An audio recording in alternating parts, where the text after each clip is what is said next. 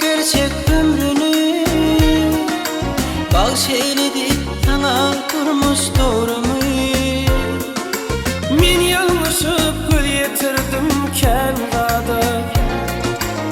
Dostlukta kanun yok yok hiçbir kadar. Ey durmuştu bolmalı şeylemi yadı. Aydayın men size kalp ovadımı. Dur cevapsız koyma men sorağımı. Dost, men şeyle bir dost istedim bu durmuşta dost. Ağlanımda ağlap şaklıma yol versa dost. Kıyın günümde bir de iki elin verse dost. Neredesin çın dost? Dost, men şeyle bir dost istedim bu durmuşta dost. Ağlarımda ağlap şarkıma yılgırsa dost. Gönlümde bir dert iki elin verse dost. Neredesin sen dost?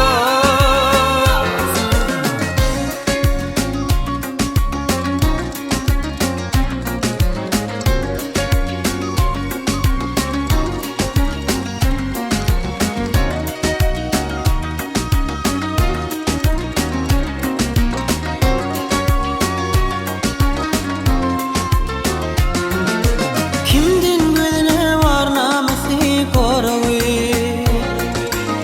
Yanlışın bulur mümkendir sanığı. Etmeyli büdürüttüler yolumu. Karabaşım çekti geçti barını. Akvalımın çarkanlıklı yolundan Kelavunun dost diyenlen dilinden. Ey sapık bilmen testeleyin elinden. Dinleyecek mi aydayın mı zarımı? Dur cevapsız koyma men sorağımı.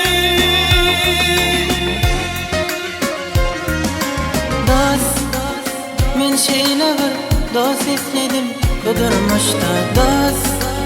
Ağlanımda ağlap şaklıma yılgırsa dost. Kıyın günümde birden iki elin verse dost. Neredesin çın dost? Dost, men şeyle bir dost istedim bu durmuşta dost. Ağlarımda ağlap şarkıma yılgırsa dost. Gönlümde bir dert iki elin verse dost. Neredesin sen dost?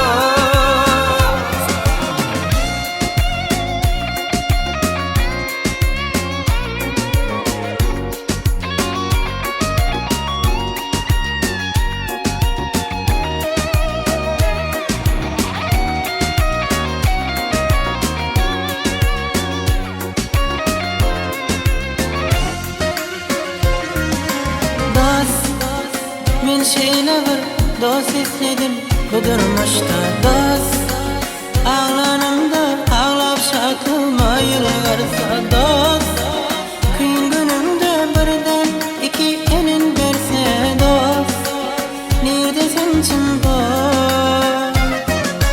Dost, men şeyle bir dost istedim bu durmuşta dost.